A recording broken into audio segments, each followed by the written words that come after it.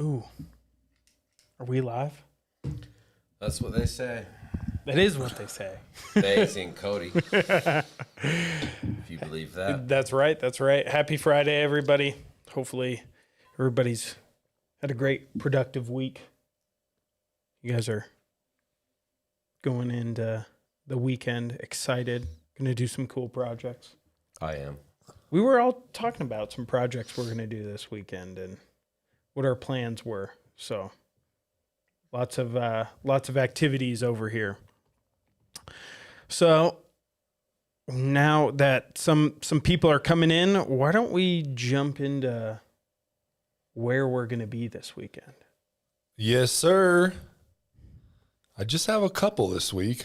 The last couple weeks we had so many. The boys have been getting out there, and hopefully last week I got into a little bit of trouble because there were like 9 events to post, and I just had one that kind of slipped past me. Ooh. Uh-oh. I just on accident. Oops. So I had to clear that up with, a couple of the sales guys. That event's over now, though. That was, yeah. But I did get it up in time. It just, anyways, easier week this week. Mm-hmm. Hopefully I didn't miss one. We got next level ranges in Louisville, Kentucky. So these are both tomorrow, September 13th. Next level ranges, Louisville, Kentucky, and Texas Gun Shop, San Angelo, Texas. Ooh. Are our 2 spots. We got some dealer events going on this weekend. Go say hello to Tim and Charlotte in Kentucky. And I'm guessing. I think Jordan. I think it's Jordan. Yeah. Yeah, Jordan in Texas. Go say what's up to Jordan. He's awesome. Jordan is cool. He is. Great shooter. Good guy. A lot of fun. Good times. Absolutely. Awesome. And something I want to mention again, just because it's going on right now, we have our Hush Money promo going on. So for some of you guys that may not be aware, if you guys buy one of our silencers between September 1st and October 31st and submit that proof of purchase and tax stamp into our team, we have a page for the Hush Money promo itself where you can see all the details. But if you submit those purchases until November 15th, I believe. Yeah, you have till October 31st to buy, till November 15th to submit on our website. So we will send you guys a $300 promo code to our web store, so you can buy all the accessories you would need, maybe some apparel, soft goods, something like that. It could be whatever. Something fun. Whatever's on the website. Whatever you guys need, just a little way to give back. And those codes are valid until January 2026. Correct. January 31st. You'll have all of January to use your code. That's right. And just to run through a few details, because this has been running for a couple weeks now, and there have been some questions and stuff like that. The code is a one-time use. Yes. So you're going to want to know what you're purchasing, and you're going to use all $300 in one hit. It's not like a gift card where you can use some now and then sign back on and use some again. Okay. Your proof of purchase will be like a receipt or an invoice from whoever you bought the can from. And then also you said, Tasson, Form 4. Your completed Form 4, you're going to need to submit both of those. And the date on both of those will need to be September 1st or later. Perfect. Sounds easy enough. Mask and RXD 22 are do excluded. Not apply. Yep. But any other silencers that we offer other than that, you buy one of those, you'll most likely qualify. Yeah. Yeah, absolutely. Good times. So we've been getting good response to this promo. A lot of people are out there getting their codes, starting to use them. So never a better time than right now to snag something. Approval times, I'm still hearing from everybody, super quick. So if you want to get something, you do a little pre-Christmas shopping, if you will. Yeah. We've been having them in like one day here. Yeah, one day. Which is nice. Still super fast for us. So that again is the Hush Money promo. If you guys would like to know more, we showed a graphic of it, but you can find that on our website. We've got that posted in a couple of our newsletters we've sent out, and then additionally on our Instagram. And we've got a good video where Justin explains all of these details in depth on our YouTube page, so you could go check that video out as well. Yeah. For full terms and conditions, it'll be right on the homepage of our website. Yep. You just go click that. Perfect. Okay. I'm glad we talked about that. Well, the people got to know. Yeah. Can't just say it just once. We got to let people know they've got a chance to get a pretty awesome promo code. I mean, $300 is Save pretty a buck. stout. We all like doing that. Absolutely. So I've got to take up a fund for gas money to get home tonight. Just so I get saving money. I do. I'm on empty out there. you're on empty. Oh, yeah. I'm sure someone could give you a ride. There's Yeah, got to he- be someone. I don't want a ride. I want the money. Sorry. Like, So moving on then. Oh, additionally, sorry, Yeah. What let me else we got? backtrack a little bit. What else we got? We've got some new hoodies True. that are in Hunter Orange. So hunting season is coming up. So if you guys want, our Dead Air classic logoed hoodie in orange for your hunts, those are available now. Yeah. Those are live on the site. Boom. Yeah. Pretty awesome. Yep. Dead Air logo, front and back, blaze orange. I know we've got Mitch is kind of going crazy. He Like loves got his hoodie and has been like wearing it like every single day. He loves some Hunter Orange. Blaze Orange, what's the actual color? it. I think it says blaze orange on the website, Okay. but it's same. There you go. I've noticed him in that. He looks like a freak. Hopefully he doesn't watch this. I bet he's watching right now. Oh, man. So, topic for discussion today. We're going to have a little bit of fun here. We're going to talk about some of our favorite firearms from the late 19th century and 20th century. And we're excited about that. Yeah. We obviously all like guns here. But there's some passion guns from certain time periods that are pretty sweet, unique, need to be mentioned, talked about. So also Iconic. iconic, Some iconic stuff. history You're changing. talking regular gun guy conversation. That's right. I like that. So let us know as well in the chat, in the comments here, guys. What are your favorite guns from late 19th century, 20th century? We want to hear from you what you guys like as well. So to jump in.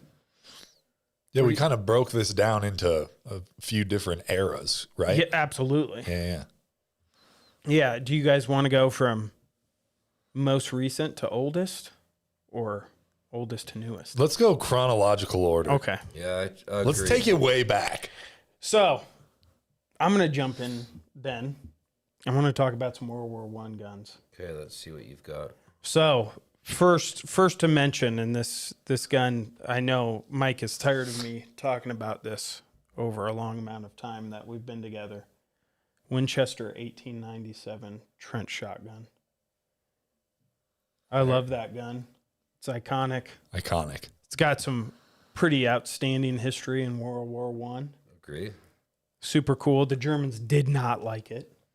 I like the super long bayonet that goes on it. It's super long bayonet. That makes me happy. Yeah. It's like a short sword on there. Right? Yeah. So pretty sweet. Winchester, obviously, it can slam fire. Super freaking cool. I'm glad you said that. The slam fire is pretty awesome. That's what I wanted to say. Yeah. Like a Model 12. it is sweet. It was built for a purpose. That's right. That's right. Super iconic in look as well. You've got obviously your very unique bayonet mounting bracket on the front of that shotgun with an extremely long bayonet. You've got your heat shroud on top, so you can always pretty much spot these. There's a few other riot shotguns that are out there that utilize that that heat shield. But pretty neat when you pump it back, it actually has an external hammer. So that's super cool because you can hold the trigger down on that, and every time you would pump, you would fire in that slam fire sort of action. And a lot of the guys from the U.S. in World War I using those to great effect. So much so that the Germans kind of had a fit about it. It's on the naughty list now. It's naughty because you could just continue to, plow. We're, pretty interesting. There's a lot of trench warfare going on right now. But you could run down that trench, slam fire that thing, get a lot of rounds on target. Dual purpose for shotguns, though. Drones and... That's right. Shotguns are back, apparently. Back in aerial targets. That's right. So Style. back. With all the drones going around, shotguns are back in a lot of wide use.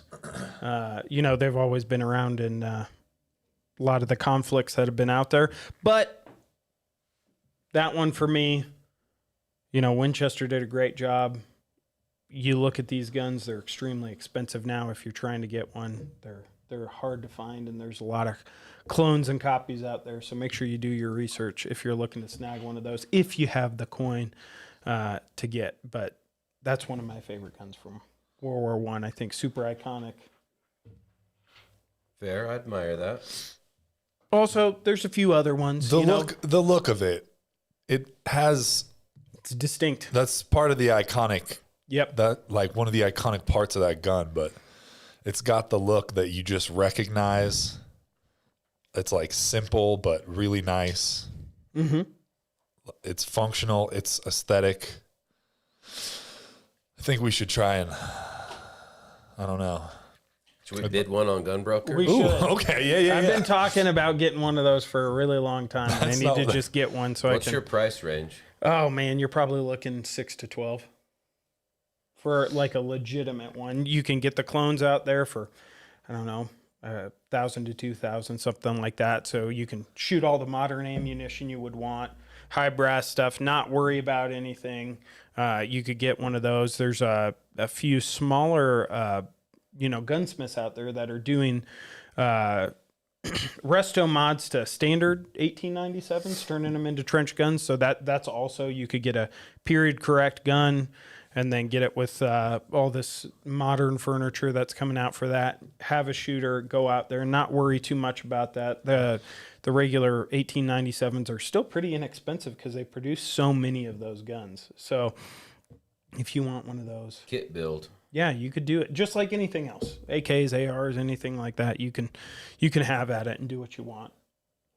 So that's one of the cool ones for me from World War One. Of course, that's late 19th century on that. I like a clone. Super cool. Also, I mean, there's so many guns from World War One. It's almost overwhelming. If you guys haven't looked into the firearms of World War One, there are so many different countries that were there that had specific firearms. We're talking, 1903s, Colt hammerless as well. You're talking, oh man, the Krag. A lot. There's just so many that were out there. The Vickers, belt fed, Maxim. There's just so many cool guns out there. And then of course, something that's kind of cool. It's not really guns, but I got to mention it anyway. But trench tools. I don't know how much you guys know about trench tools, but pretty amazing the type of stuff that they were coming out with. So melee weapons, all kinds of stuff from, a stick with some gears they took off some sort of machine, putting them together. The old brass knuckle standard Trench knife. spike. Yep, trench spike. 1917. I can't remember what the model number is on that. Pretty Those are iconic knife as well. Yeah. So spike on the end, brass knuckles for the handle, Blade. and then a dagger style blade on the Yeah. end. Super cool. And there's so many more you can look at. You can go up and get on Google and look at all the different ones that are out there. Another handgun, I guess, that comes to mind is going to be like the artillery Luger with the butt stock and the drum magazine. long barrel, pretty iconic as well. Fair. The let's talk about 1911s, of course. Everybody knows a 1911. 2 World Wars. 2 World Wars. 2 World Wars, you know? which would mean First World War was World War One. Yes. Right? That's right. That's part of that. I think that's part right. of that. So 1911, super iconic. Great suppressor host, 45 ACP. You know, Yeah, 1911's not going anywhere. no, not going anywhere. Fan base. There's some cool modifications to a lot of those. You got some guys who are putting foregrips on in World War One, welding magazines together to get an extended magazine. Super cool. So, and the list goes on and on. Webley's this, the other. It's a giant time period to look at. And as I was looking at some more World War One stuff, something that I thought was super crazy but also cool. The Austro-Hungarians had C96s, Mauser C96s. That's a and cool gun. That's a super cool gun. Top fed, you know. Not an SBR, right? Well, it depends because No, if it has the butt stock, I think it's old enough. yeah, that if it's you don't- CNR, yeah, I think. it's exempt from Don't quote me on SBR that. I've status. never had one, but Yeah, no, super cool. Top feed 7.62. Chinese had some 9mm, the red 9s. Super cool gun. But the Austro-Hungarians would put 10 of these things together in this mechanism on planes. And they would use this to shoot down planes in World War One because planes were built so thin, you know, they weren't well, a it's ton of metal. fabric. Exactly. So super cool. Long time to reload, obviously, but they built this mechanism with 10 of these guns, and then you could just fire all 10 guns at once. But then imagine loading that. That gun takes quite a while to reload. So Well, if you're just sitting there flying around, like I guess you'd make the time. So just some honorable mentions there. I think there's, you know, obviously a ton more. All the different bolt action guns that are out there, Mannlichers, all that stuff. There's just so much. So I like a 17 Enfield. yeah, absolutely. Super cool. But yeah, that's about it for World War One for me. Justin, would you like to continue on? Oh, actually, hold on. Sorry. Also, something you may not know, but the Browning BAR was also in World War One. Oh yeah. 1918. That's right.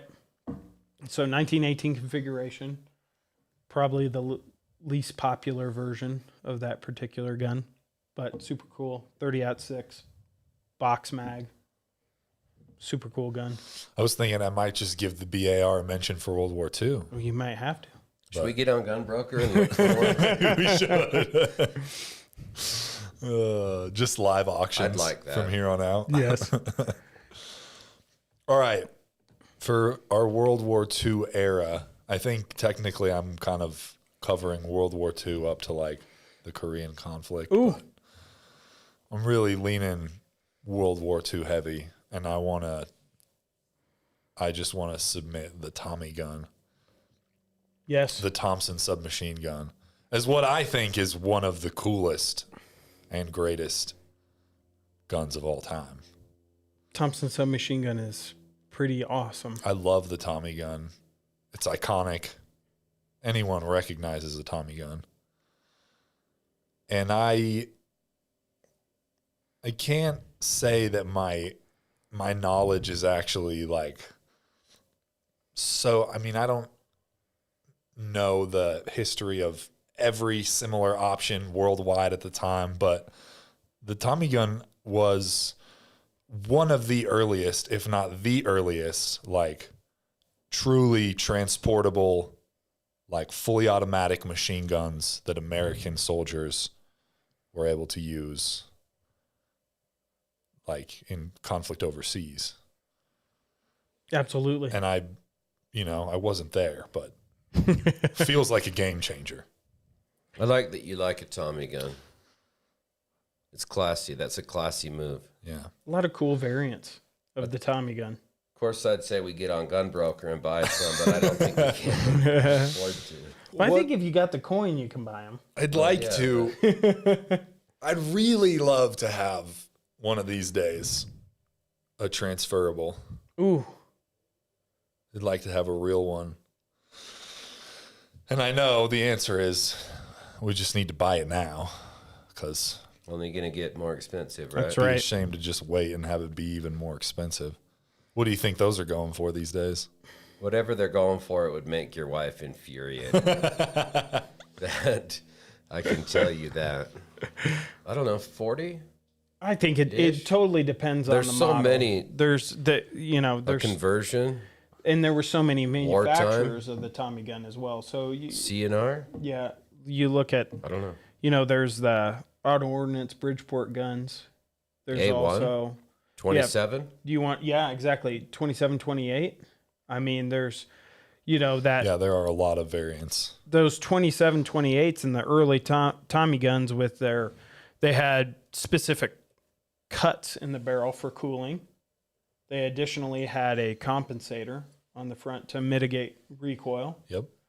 Those, I think you should get a 28 that takes drum mags. I think that's important to note because we've talked about this before. You You have can't put drums in an A1. in an is that A1, right? no, it's stick mag only in that particular variant. And then the 27, 28s are what you're thinking about with what a lot of the iconic mobsters used or Prohibition era in the U.S. You had those 27, 28s had the capacity to take those 50 round Yeah. drums, which was super cool, or the stick magazines. You could do either or. And you can swap, obviously, you can swap the front grip to either the A1 style, which is going to be that flat wood section, or the iconic vertical grip on the Tommy gun. And you can remove the stock super easy on that gun as well. So, I think a nice suit, Ooh. like dress Justin up, and then yeah. Pinstripe. Yeah. total Pinstripe. Chicago type rider looking Yes. That's right. Tommy with drum. I like a mobster movie. Mm-hmm. Any of those 20s, 30s Yep. gangster movies. I'm pretty into that stuff. And I like that the Tommy gun was adopted by, they were like, oh, this works really well for what we need to do. The right tool for the job. Yeah, That's it got right. really popular really fast and with the mob guys. Absolutely. And I think it was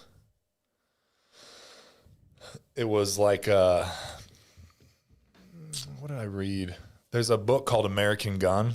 It's by Chris Kyle, same guy who was and wrote American Sniper. Mm-hmm. And he wrote this other book called American Gun, which was, in his opinion, the 10 most influential guns in American history.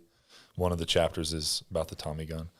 And he talks in there about, and so this isn't, he talks in there about how when that happened, it was like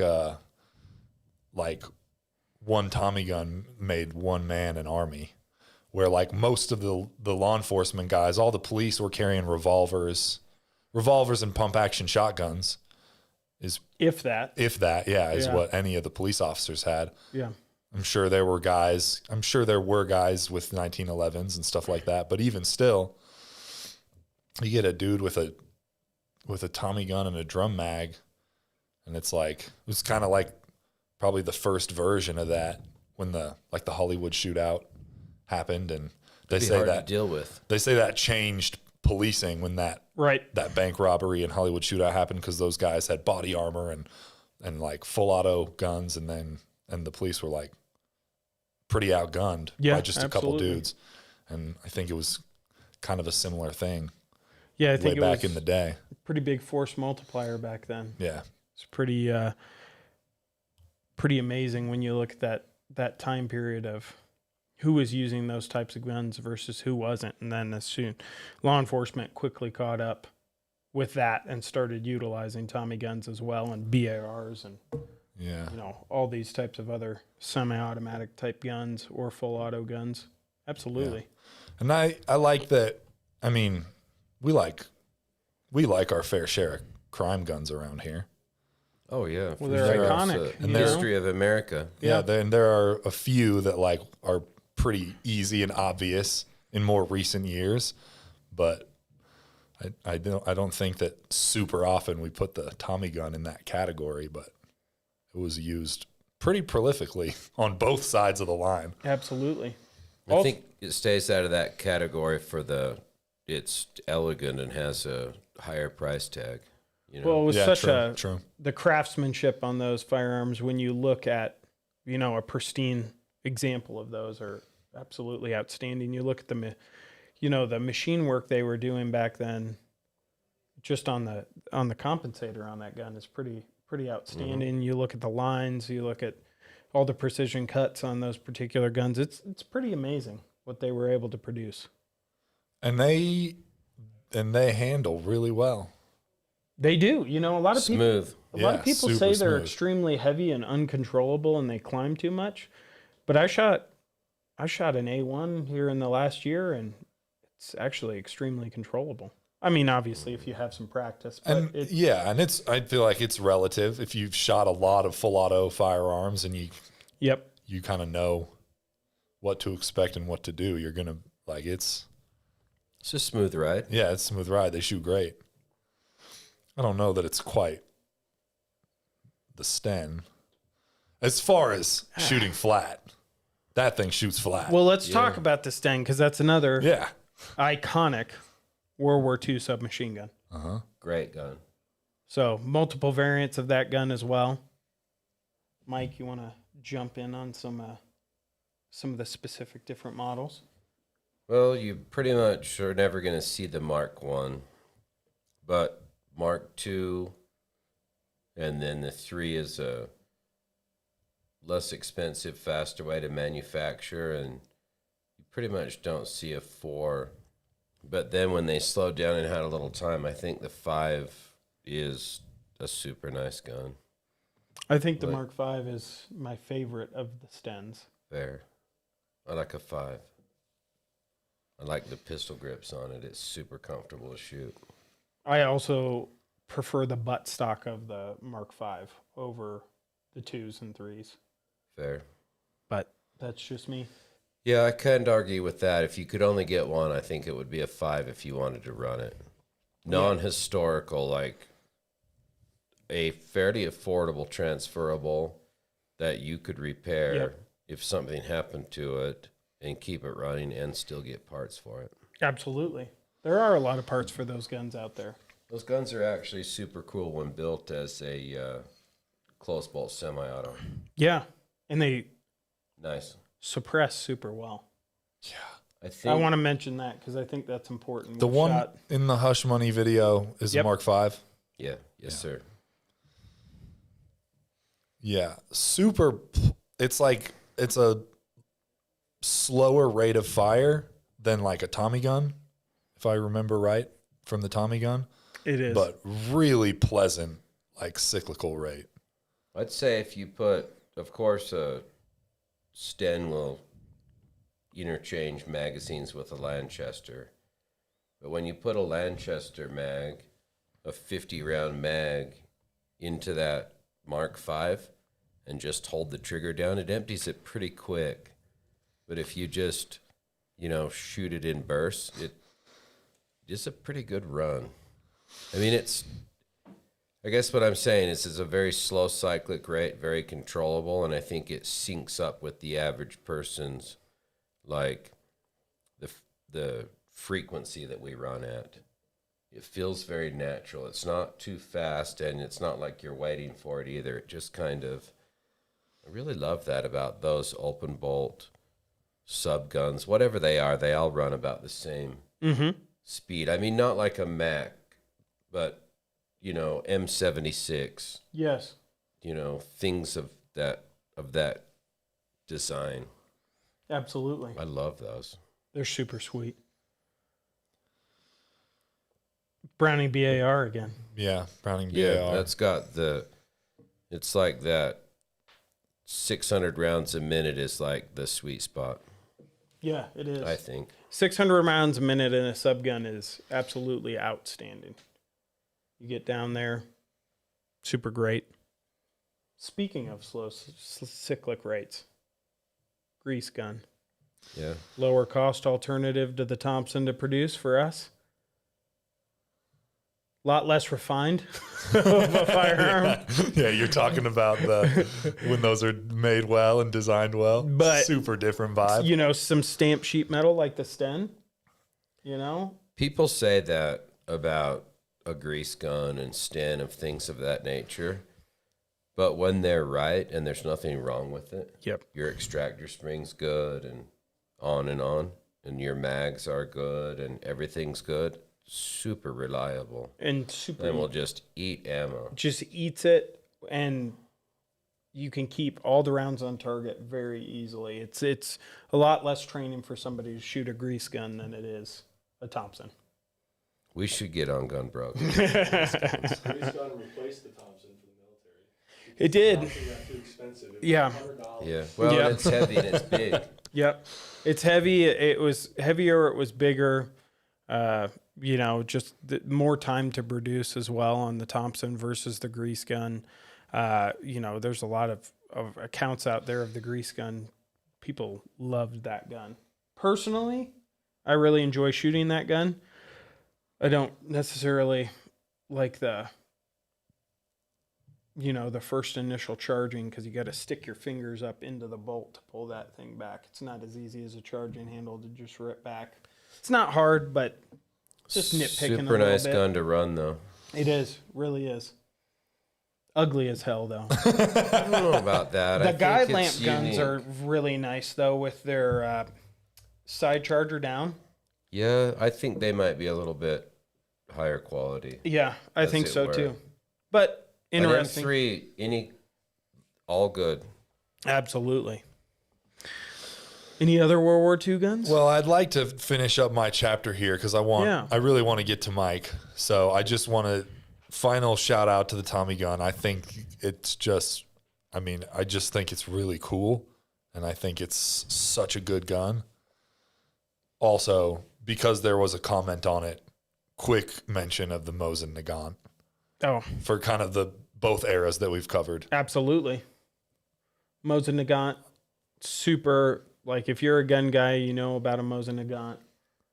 Russian bolt gun. 7.62 by 54 R. Yes. Rimmed. Super into that. Fair. I like a full length cartridge as well. And a Mosin just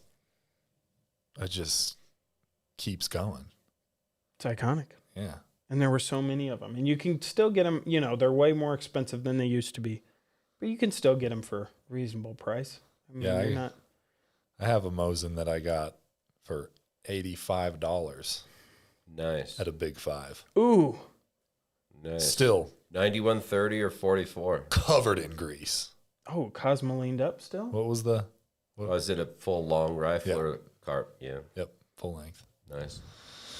So, anyways, someone mentioned that, and I was like, good point. Let's give that Absolutely. an honorable mention for sure. Plus, you've got the Chinese made ones and Yep. the Finnish ones that Yeah. are actually super nice. Absolutely.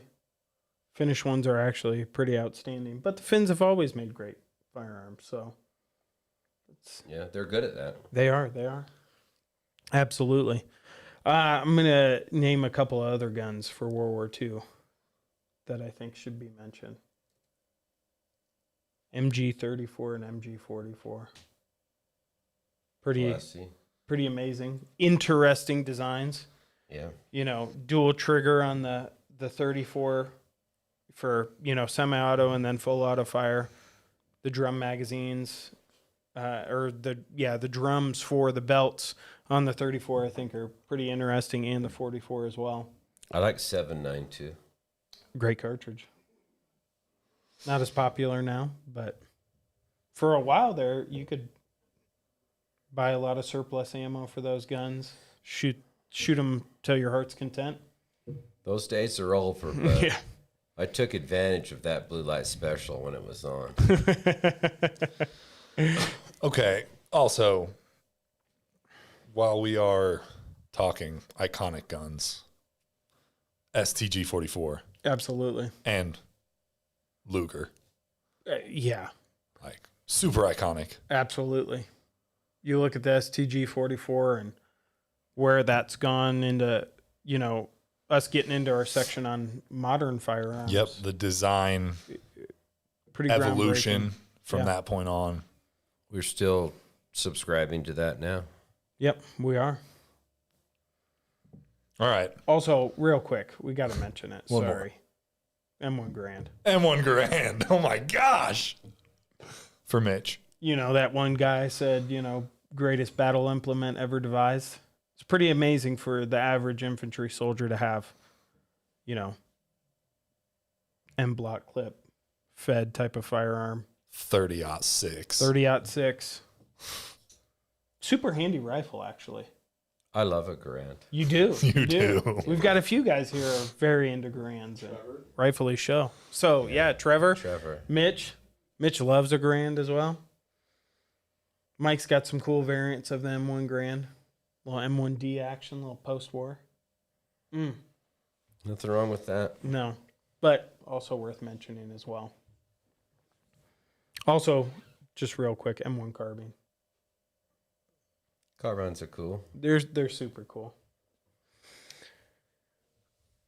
All right, shall we move on a little bit? Let's move on. I want to hear Mike talk. Let's go. So, your era. Mine was World War II, past World War II. What'd you call it? I went up Korean? to Korean conflict.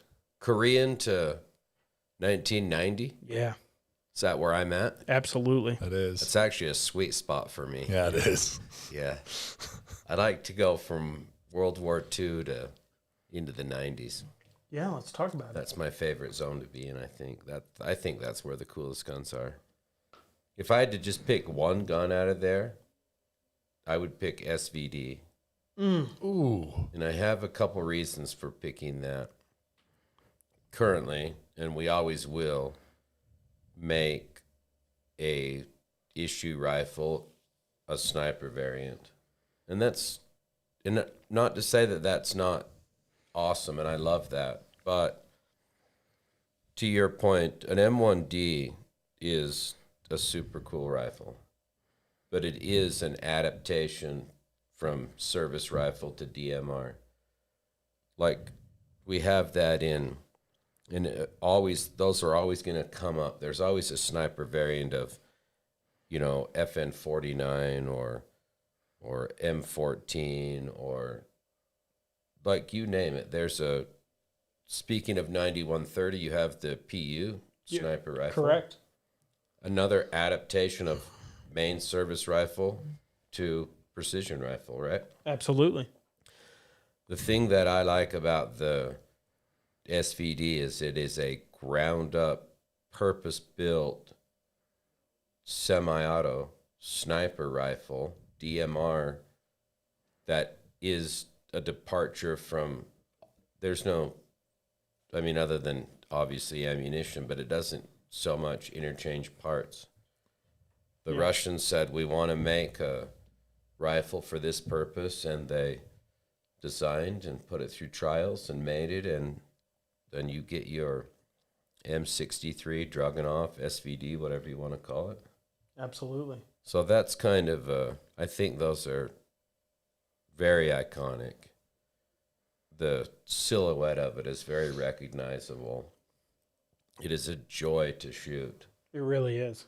And I like the way that it's not an adaptation with the faults of that. It's got like the right size magazine, 10 rounds, and they're not like too long to pocket and carry. And Yep. it's got the correct barrel length, and it has the ground up made system. It's short stroke. It's gas regulated. Yes. It's made for optics. Yeah, it is. It's not an afterthought. It doesn't feel like an afterthought when you start to play with it and shoot it.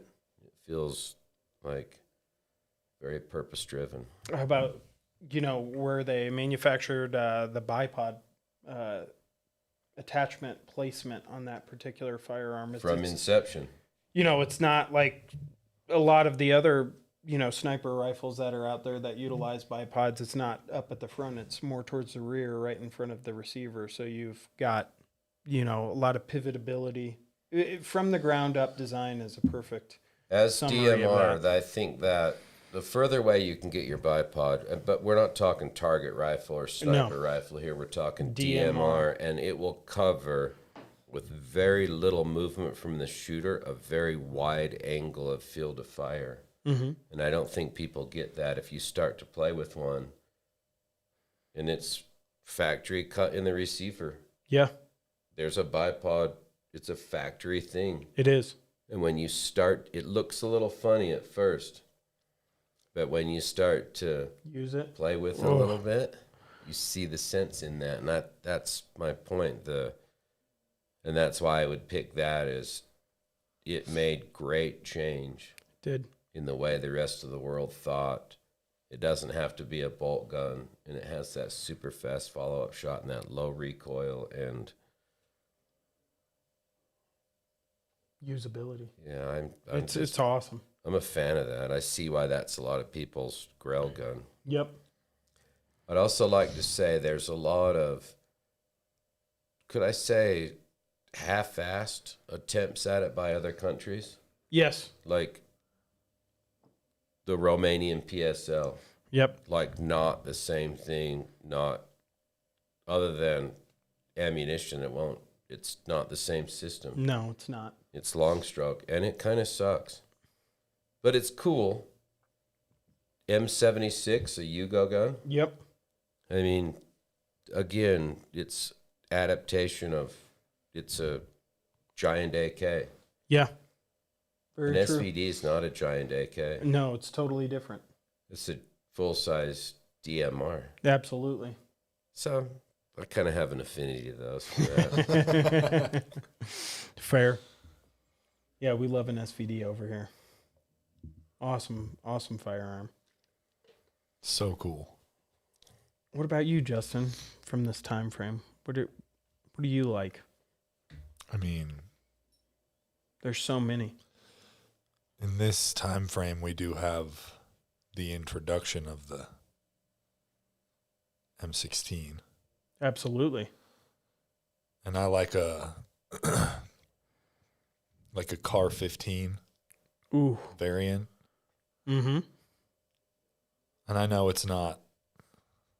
Mike fancies him the full length barrel. I know that, but I like a Car 15, like a commando build. Absolutely. I love those. I will say this though. Probably, obviously, America's rifle, most popular rifle out there, AR-15, M16. Fair. So many variants, iconic gun, and it's worth mentioning. That's for sure. Yeah. And give me a carry handle. Yes, You know? absolutely. Give me a carry handle. I'll take it every time. Of the adaptation from service rifle to DMR, I feel like a Mark 12 may be the most elegant. Ooh, You know, I think the one that worked out the best. Right? That's a great mention. love a Mark 12. Super cool gun. I'm working on one. Slowly, but surely. Don't we have one somewhere around here? There's the one behind you. Oh yeah, there is one. Hello, sweetheart. There it is. From that time period for me, man, this is a hard choice because there's just so many awesome guns. Oh man, it's so tough. Well, it's a good zone. It's a great zone, but I'm gonna go with the MP5, Oh, yeah. 1964. You know, all the subsequent models in that same time period. MP5 SD, just to talk a little bit about suppressed. You know how I love an MP5 SD. Yeah, you do. So You also like an MP5 in 10 I do. because it's bigger than 9. That's a little later in time period, but Still, yeah. though. But yeah, absolutely. MP510 is. Love that gun. Cool gun. And the So- MP5 is so it's so mimicked. It's so cloned, you know. It is. Well, you know, There are a few guns like that, but it is very, very imitated. There's a lot of clones because it's such a good gun it is. and so iconic.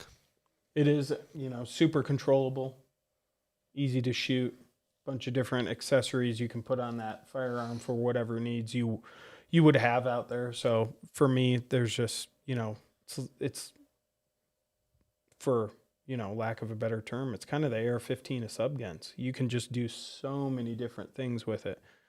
They had claw mounts for optics. You could do red dots, magnified.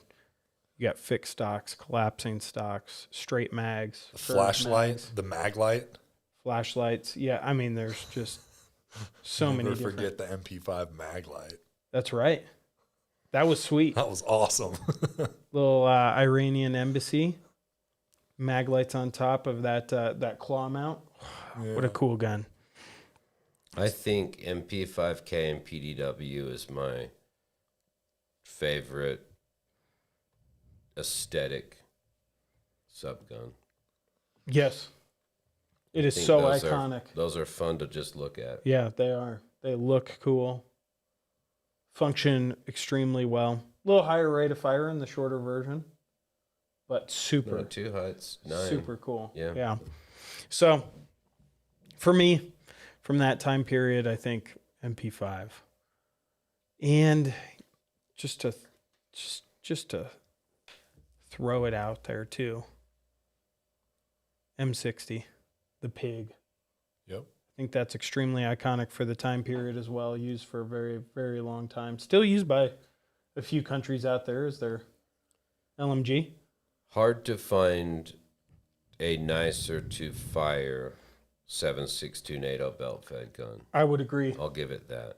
Yeah, when you shoot, if you get a chance to shoot many different 7.62 belt feds and you go and shoot, an E4 variant of the M60 or even, the original variant, it's just, Any of it them. just chugs. Yeah. Easy to control, easy to shoot offhand, heavy, but I like delinking ammo from M13 links in that manner. yeah. Good times. That's a good delinker. Yeah. Any other firearms from that time that really topped the list for you? Oh, I have a lot from that time, but and it depends on how you wanted to subset it. There's just so many. There's so many. I mean, that's my zone. Yeah. I could A lot hang of out in that AKs. all day. Well, let's talk about the AK a little bit. Like an AK. Iconic, AKs are solid. mass produced. So many different variants, different calibers, configurations. Spread far and wide. To Mike's point, iconic for the time. Crank off. AKS 74U. Yeah, know, that's hard to beat. That of all of them, aesthetically, I think that's the one. I feel like it's so recognizable from pop culture to historical photos out there. We, probably Justin and I grew up watching. Mike lived through that time period, and we grew up seeing. And we you know, romanticized it. Yeah.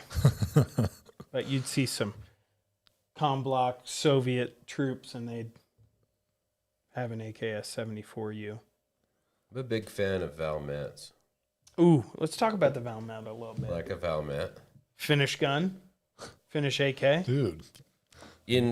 As you mentioned, yes, I did kind of cut my teeth in that era. And I always really favored a 5.56 AK. And everybody used to talk about the taper of the case and problems. And I was like, all mine seem super solid, though. Yeah. Like, I really like that chambering here. And it's even better now. I like how everyone's kind of came over to the 5.56 AK with me.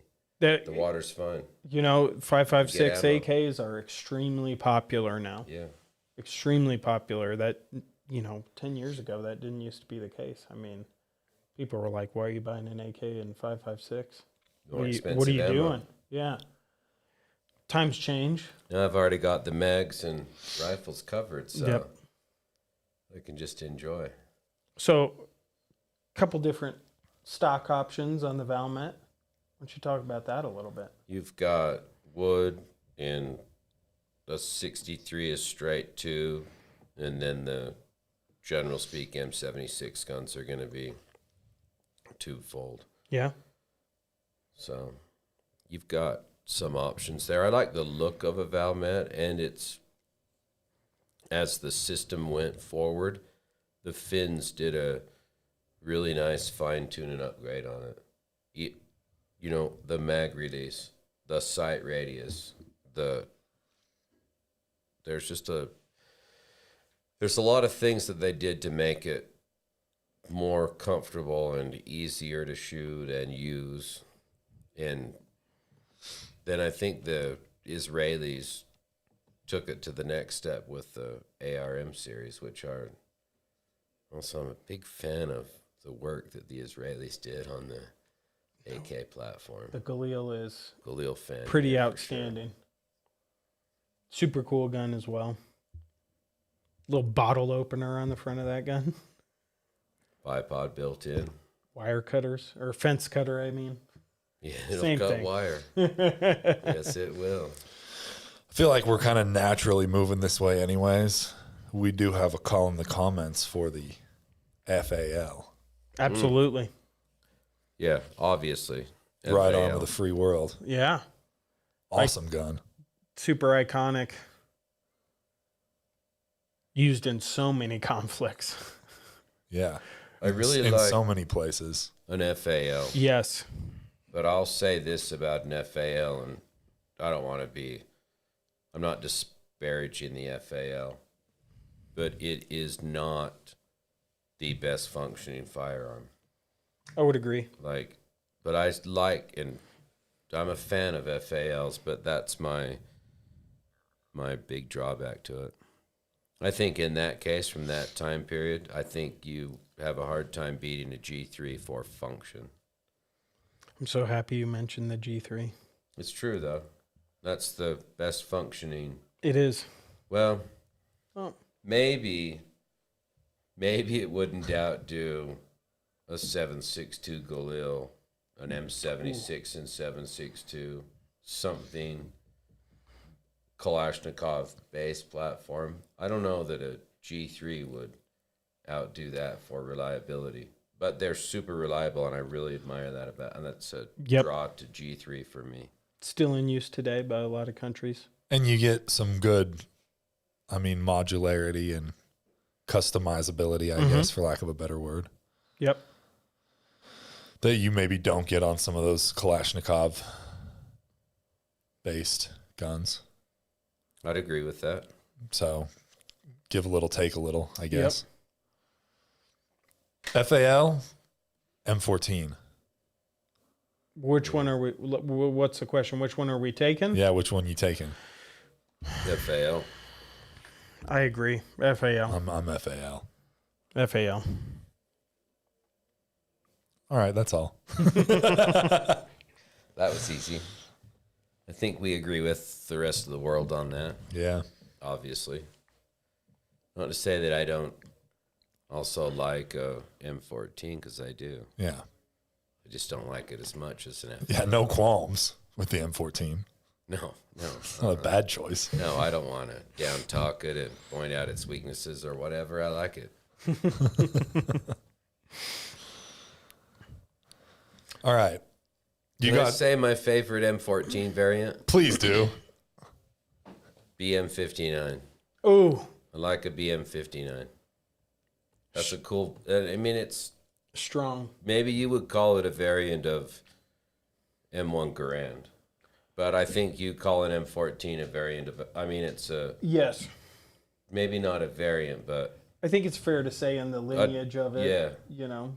Patterned after. Yes. Largely drawn from, however you want to say that. Absolutely awesome firearm. I think Beretta did a better job than we did with the 14. I would agree with that. I think the BM59 is a pretty awesome gun. It's actually an M1 Garand conversion, though. It So like it it's is. more akin to a Garand, I suppose, because you can make one out of a Garand. Yes. Yes, you can. It's probably what the Garand should have been. It There's obviously is. And imagine that. I'm trying to imagine that in World War II versus, 8 rounds. But maybe 20 round box mag. maybe a 70 Chevelle LS6 powered, 454 car should have been a Hellcat. I don't know. Talk about that amongst yourselves. Absolutely. It just wasn't time. Mm-hmm. And then there's just so many other guns in that time period that were incredible. Uzi. I like an Uzi. Full-size Uzi. Oh, man. Iconic.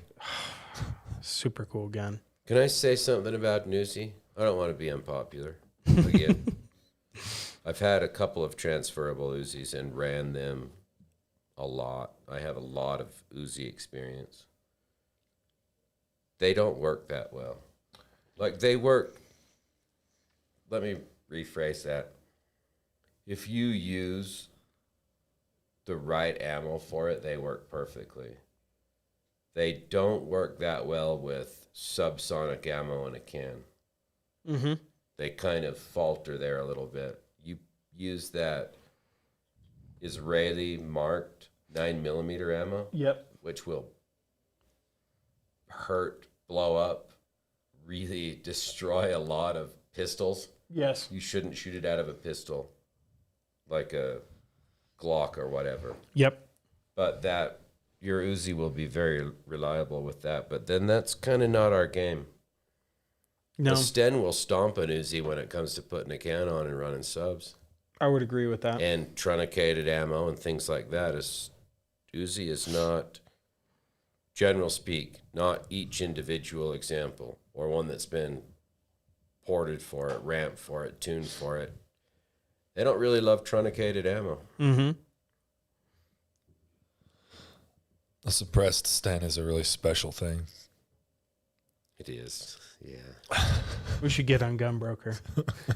I know most people think they suck, but when there's nothing wrong with it and everything's straight and everything's right, they're hard to quit shooting. Mm-hmm. Sometimes you're asked to just do a short burst, And then you're a mag dumper. and just next thing you know, you're dumping mags. Yeah. You run it dry. Yeah. Lanchester mags. Yeah, Manchester mags. Maybe the best kind of mag. 50 rounder. It's pretty sweet. All right. You didn't really interact with any questions. It's time to take some. Yeah, we've been at this for a little while, but Sorry, we get on a tangent. This is we covered some important ground here today. absolutely. But I think we could hit a few questions now that I think we've covered most of what we need to. I feel like I had learned about you on that. I like that. I hope it's a good thing. It's a really good thing. I wrote down a few questions just as we've been going from earlier on. So we'll just get into those real quick and see if anything else rolls in. First one, and this is a good question, just a general knowledge thing. Wanting to get into suppressors, never purchased one before. What should I expect from the process these days? Let's say pretty painless compared to, let's say it's somewhere between how it used to be and going to the DMV to renew your license. Yes. Picture, throw a little prints in there, maybe friendlier service. It's not that big a deal. No, it's actually pretty easy. Once you've done it one time, it's You don't have to scurry around and make an appointment with your county sheriff and see if he'll sign your form. And Yep. Like all that's gone. You just Absolutely. pretty much your gun dealer is gonna, for the most part, I think in most places, they're gonna have their forms guy take your picture and you're gonna have your prints done right there if they have a machine. If not, you'll go somewhere and get them digitally and hand them the flash drive or email them the file. And you do that, you sign a day or two, maybe 3 later. Yeah, You come back and pick up. it's never been easier on the weight.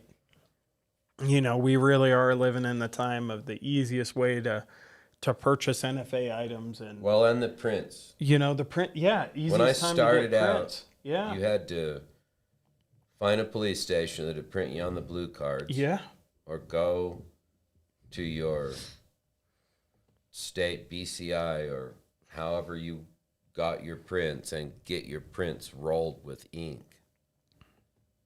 And then go to You'd have Kinko's to- or wherever and get them Exactly. to take a correct sized passport photo. That's right. 2 by 2 and glue that onto the form and sign it and hope that that got delivered with your check and your Yeah, stack of paperwork. And in those days, basically the gun store would fill out your form, or maybe prior to having it.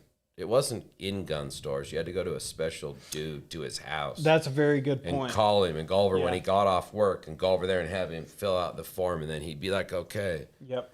go get prints and glue a picture on here and send this in and go call your sheriff and have him sign it. And super pain. When I bought my first silencer, that's exactly what I had to run all over the place, get all of these things, go over to a Hours. guy's house after, not during normal work hours or on the weekend. You really had to seek these items out.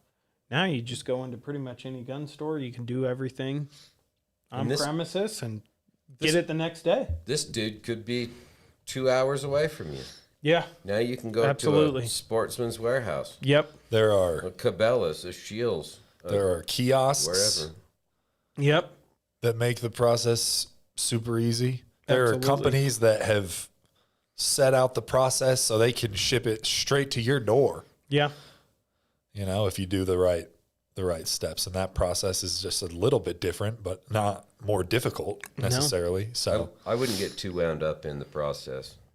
It's pretty painless. Mm-hmm. Absolutely. So don't be scared. Go for it. There's no reason to wait, really.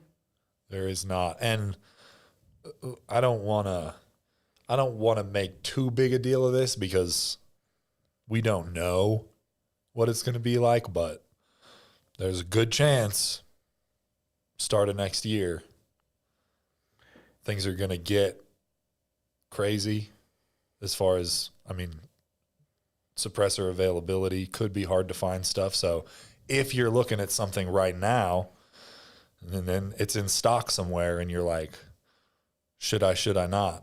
Now is actually a good time to buy. I think, speaking on this, someone said, I don't want to have to wait 3+ months to get it. Well, man, you're not waiting 3+ months. Not right now. You're waiting Waiting like 24 hour to day 2 or weeks two. maximum.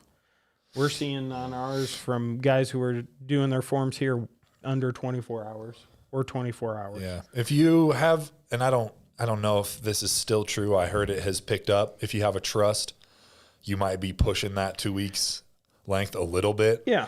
But not by much. Well, Ryan got one in like 1 day on a trust. Oh, yeah. Okay. Never mind. I mean, it So- seems like Forget what I this said. was like a week or so ago. But Yeah. There's some variables there and there's some things there that could happen, but I mean, the average has never been shorter than it. It's the shortest now it's ever been. So worth it if you're looking to get something. I'm not so sure that the wait times will go out further after the first of the year. I'm not too worried about that, but we'll see. I mean, I don't know, but I'm thinking that the way that the system seems like it's running and it seems very hands off. Yeah. Like I think of it now as kind of a Walmart checkout. You Yeah. do all their work. Yeah, you do. Once you submit onto e-forms, If it likes it, then it'll shoot you an email right back that says a form's been submitted and it's not approved. Yeah. Then you get up the next day and it says a form's been approved. And you're like, ooh, Like, I don't know. got a I little don't think treat a to go person's get looking at through a lunch. stack of them. Oh, gosh, yeah. But I don't know. It's better now. Little lunchtime treat. All right. Moving on. When are you making it back to Florida?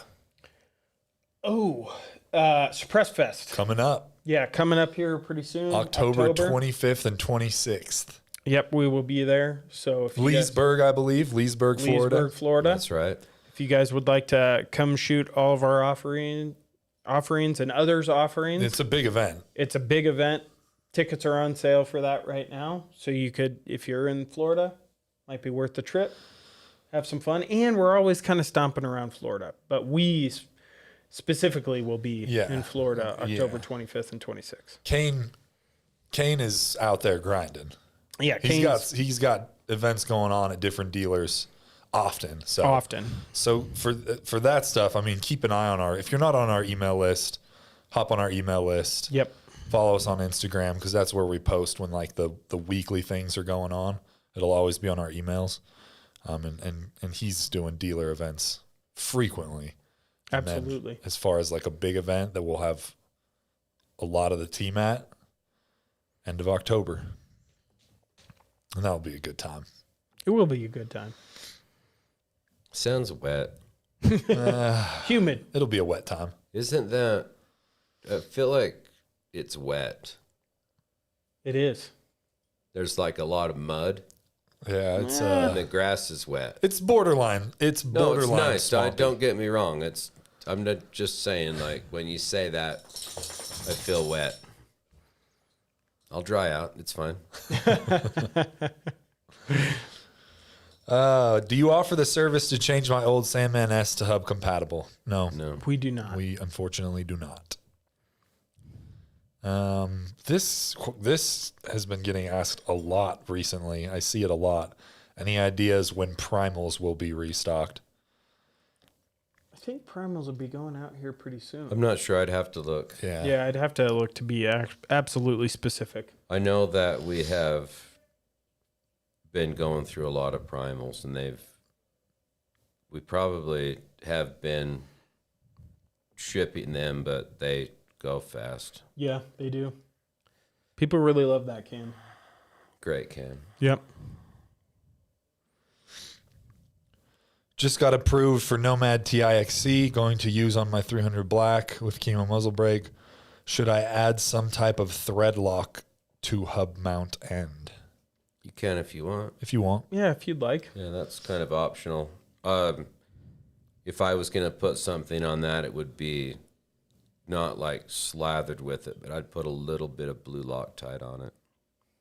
That's kind of the easiest thing that will require the least amount of heat, and you don't have to worry. You might, if you can chuck it up good in a good clamp, one of those Delron silencer clamp fixtures, you wouldn't need any heat to get it off. You could muscle that off. Yep, absolutely.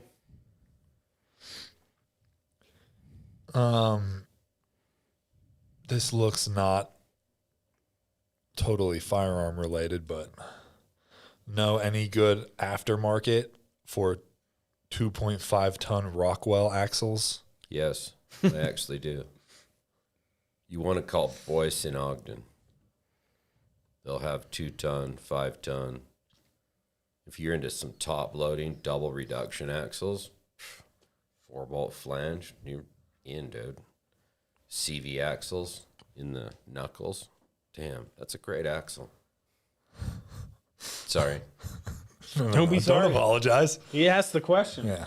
We had an answer. Now you Yeah. know. I mean, I knew I didn't have the answer to that, but I figured Yeah, well, someone might. they'll shorten them to the width you want. If you want them shortened, they'll do a disc brake conversion, and they will take it from, and forgive me, I'm just going to throw this out there.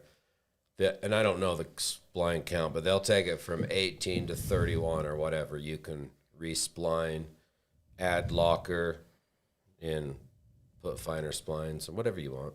Hubs. Easy.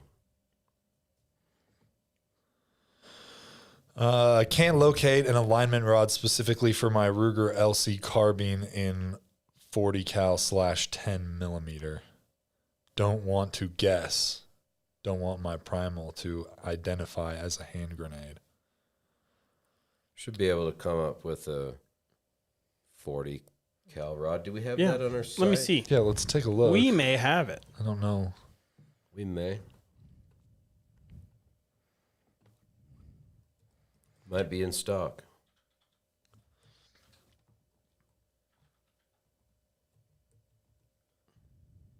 All right. Let's see here. We don't have 40 Uh-oh. or 10, but you could go check out the boys over at Accuracy Solutions. They may have 40 and 10 mil.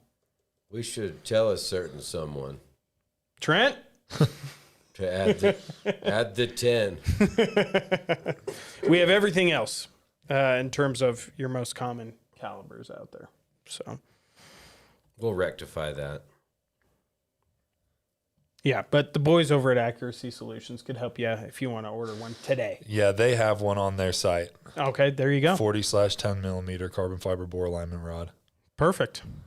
So you could go get one from Accuracy Solutions right now. Mm-hmm. Awesome. And yeah, maybe we need to get on that. I feel like he just made a difference in that gentleman's life. God, I hope so. I hope so. I hope he gets one as is happy, you know. Waiting for a package next week. Ooh. Okay, I have 4 dead air cans now, thinking of buying the Sandman X next to put on 5.56 16-inch AR, but want it for AR-10 also. How will it do on the 5.56 on a scale of 1 to 10, please? It'll do great. It is. I know that's it's not a good 1 on to 10. 5.56. I think that look on that Juicy Media just did he had Sandman X on 5.56. He did. And Lazarus Yes. as well, right? Yep. On the Absolutely. same gun. Yep. That'll give you a good idea. It's super good. Now, I get that Lazarus will get under X on a meter.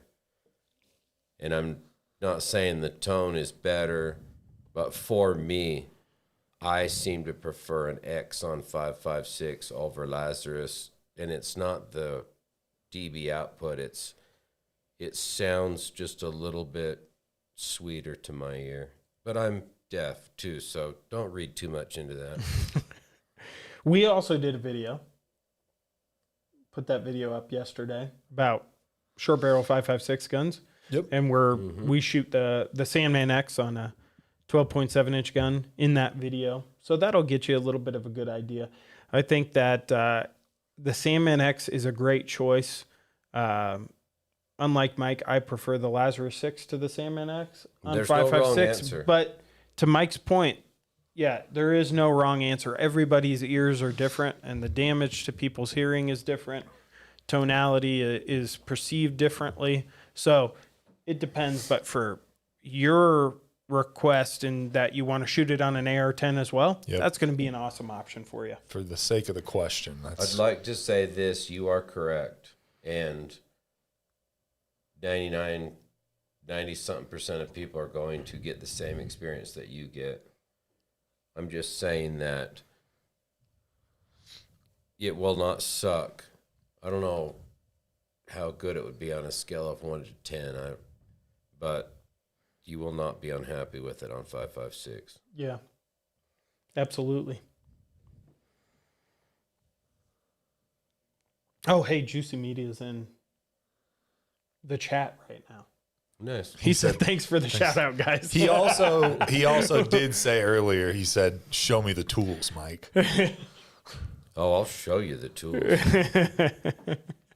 Who said that? Juicy Media. Tyler, Juicy Media.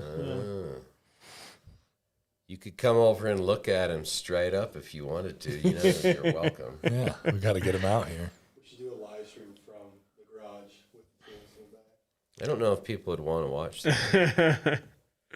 You'd be attracting a lesser crowd. have to watch that. Mm-hmm. Chris from Radiant Weapons is in the chat. He says, "We hope you are doing well. Keep up the great work, boys." Yes, thanks, Chris. Good to hear from you. Yeah, I hope you guys and you specifically are doing super well.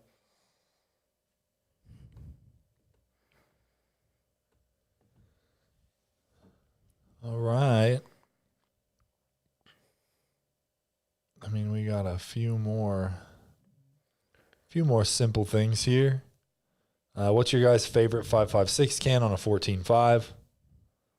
I'm gonna say Lazarus 6 for me. I'm going to say Lazarus 6 for me as well. Mike? All right, I'm sticking with my X thing. Yeah, here we go. Sorry, Awesome. I know it's not right. I know. I No, get it's that. just different. But we're talking me. Yes, exactly. Not suggesting that you do that. What's your favorite cam for a 300 Win Mag? Nomad TI XC, the long one. That's hard to beat I on agree. WinMag. Sorry, that can and bottleneck Magnum rifle cartridges are a very, very good match. Yep. I'm gonna go RXD 30 Ti. Ooh, nice. No, that's a strong answer. That is a very strong answer. That is right there. Yeah. Like right there. And if you're looking for, what did he say? What's your favorite can? So yeah, that's the question.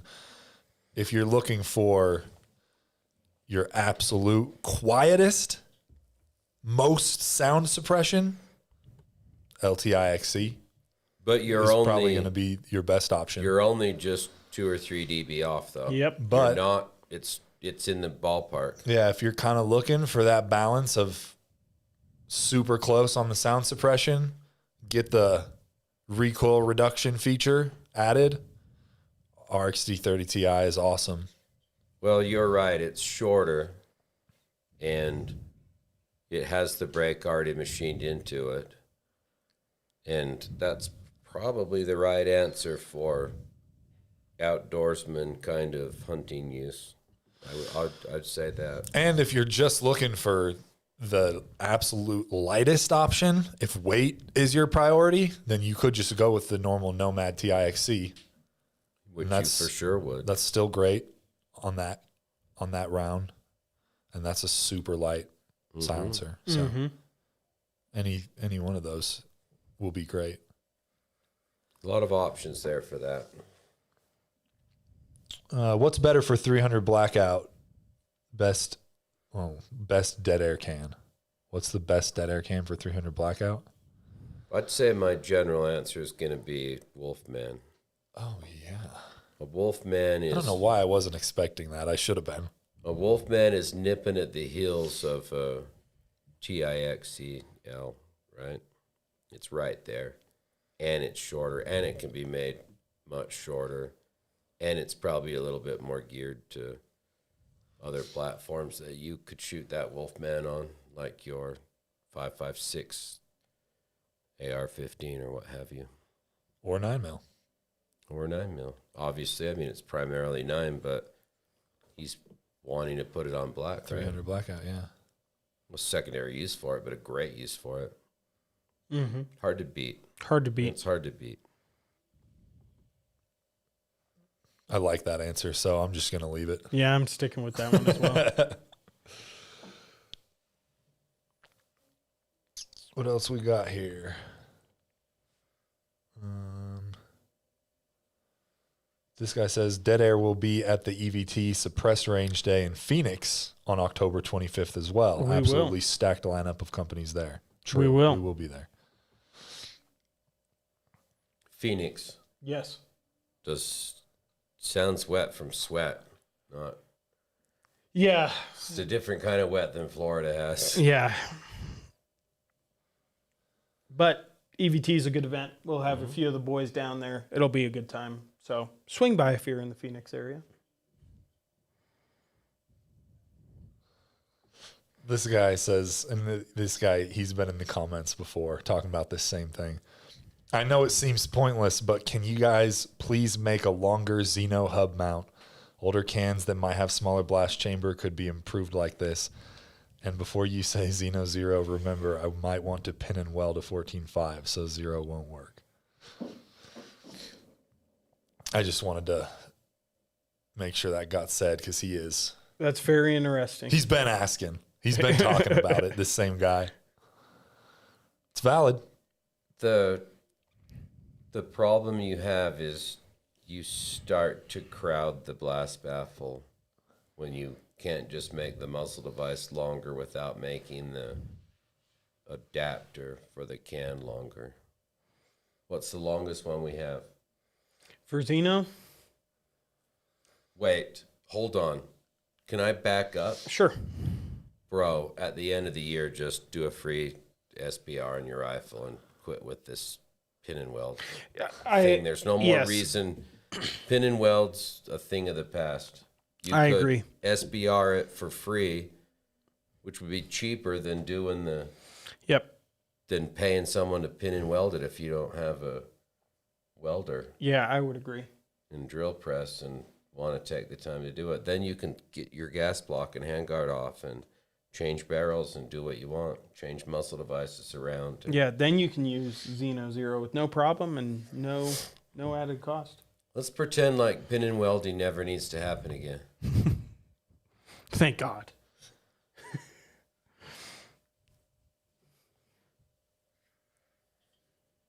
But wait, what if he doesn't want to register it so he can take it across state lines? I get it.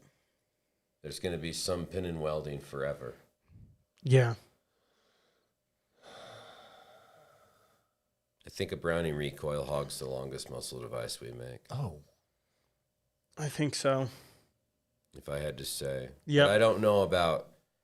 I pretend like the pin and welding's not something we do anymore, so I've never thought about measuring one of those for 14.5. Yeah. Yeah. But it's a break too, though. Yeah. But those are on our website as well.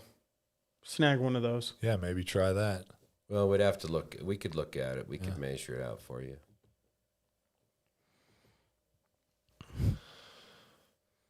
All right. Well, we've been at it for just about an hour and a half. Oh, Well, that went by fast. yeah. Time flies when you're having fun. Yeah. And it was a fun discussion today. I had a good time. Absolutely. I really appreciated getting to listen to you guys talk about some iconic firearms.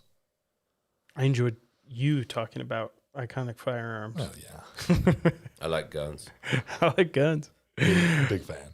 All right, guys. Well, thank you guys for tuning in to the live this week. We appreciate you guys taking your time during the day to tune in and listen Very to much us. so. Talk about a few different topics. If we didn't get to your question, we apologize. Please shoot us a DM, send us an email, info@deadairsilencers.com. Give us a call. We're happy to help any way we can. We look forward to seeing some of you guys at the events this weekend and the upcoming events here in October. Look for more. Check out the Hush Money promo on the website. If you guys are thinking about purchasing a silencer, it's a good way to save some money in the long run. And we'll see you guys on the next one. Have a great weekend.